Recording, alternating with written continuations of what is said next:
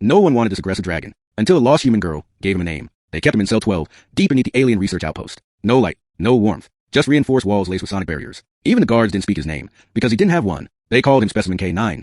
He was bigger than the others. Scarred, muzzled, a hulking mass of black and crimson scale, bound in stasis chains that hissed with energy. Too wild to tame, too smart to kill, and far too dangerous to sell. Every time someone tried to approach, he lashed out, burned a researcher's hand off, shattered reinforced glass, broke through 2 sedative drones. So they left him, alone, forgotten, until she wandered in. Her name was Kala, 12 years old. Human, dirty-faced, and sunburnt. She had been part of a small migrant ship that crash-landed in the outer jungle a week ago. Everyone thought the crew died. They searched for survivors, none found. But Kala had survived. Somehow, thin, wild-eyed, clutching a cracked medpack and a half-eaten ration bar, she stumbled into the lower decks of the outpost one rainy afternoon, trying to hide from security drones. She found an unlocked service door, slipped down, deeper, until she came face-to-face with cell 12. The sensors buzzed when she entered the observation chamber. K9 raised his head. For the first time in 2 weeks, the girl froze. She was standing just meters from the reinforced glass. He could smell her. Fear, blood, mud. He snarled. She flinched but didn't run. Instead, she stepped closer. "You're not scary," she said quietly. "You're just alone." He tilted his head. No one had spoken to him like that before. Not as a monster. Not as a mistake. Just, honestly. She pressed her palm against the glass. "I don't have a name either. My parents call me Bug, but I like Kala better." Silence.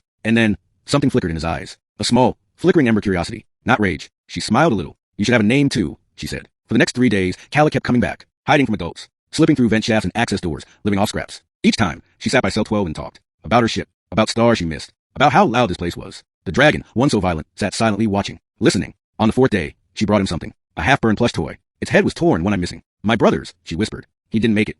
She placed it near the glass. The dragon rose, moved to the window. Gently, delicately, he lowered his massive snout to the other side of the wall, near the toy. His nostrils flared. A soft, quiet huff. Not anger. Not hunger. Grief. That night, alarms blared through the facility. Unauthorized presence in restricted section. Security breach. They found Kala trying to sneak food into a level she shouldn't even know existed. She screamed when they dragged her out. "Leave him alone. He's not bad. He's not." "Who?" "The dragon." He said. "He didn't hurt me." The security officer stared at her. "You were in with K9? "He's not K9. That's not his name," she shouted, tears streaking her muddy cheeks. He's ash. Like the color of his scales. Like fire that doesn't burn you." No one listened. They put her in quarantine. Scheduled her for relocation. But word spread. The wild dragon, untouchable feral, had not attacked her. Not once. Instead, he had pressed his forehead to glass. And mourned. They came to study the cell. He growled when they tried to scan the area where she'd sat. One researcher noted the change. Subject displays protective behavior. No attack response when spoken to in female juvenile's tone. Emotional tether formation possible. Another suggested sedation and memory wipes. But the director had another idea. Bring her in. Safely. See what happens.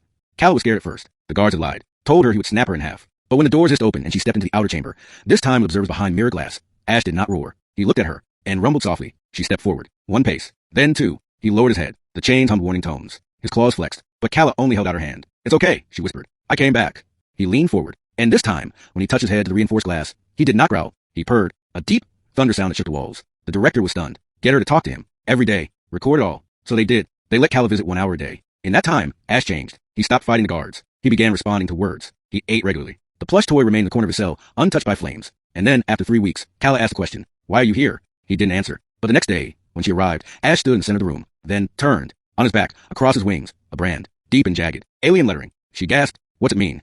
He moved slowly, curling his tail around himself. Kala reached out, hand trembling, and rested against the glass again. "You don't have to be what they say you are." And with a low, hesitant growl, the thought finally pushed into her mind. Not a voice, not words, but a feeling. Unworthy, unwanted, unloved. "No," she whispered. "You're Ash, and you're mine." The sensor spiked. Not with aggression, but with resonance. The first known bond imprint between a human child and an adult to carry. That night, the guards found Kala curled up asleep beside the observation glass. On the other side, Ash lay close, his tail coiled like a barrier around her from the inside. Her file was updated. Subject Kala. Status, bonded pair. The outpost changed after that. Ash was moved to an open habitat dome. Not completely free, but able to fly, roam, breathe. Kala was granted a wardship role, official caretaker. No longer stowaway. She spent her days teaching Ash to understand human words. Emotions. In return, he taught her how to listen. He showed her how to read body heat, how to watch wind patterns, how to feel through silence. They were inseparable. When she smiled, his eyes brightened. When she cried, his wings curled around her like shields. And when the outpost was attacked by pirates 6 months later, it was Ash who drove them off. Not because the alarms told him to, not because the guard commanded, but because they threatened Kala, the girl who gave him a name. Later, after everything settled, the Galactic Council convened to evaluate the dragon girl. They tried to separate them.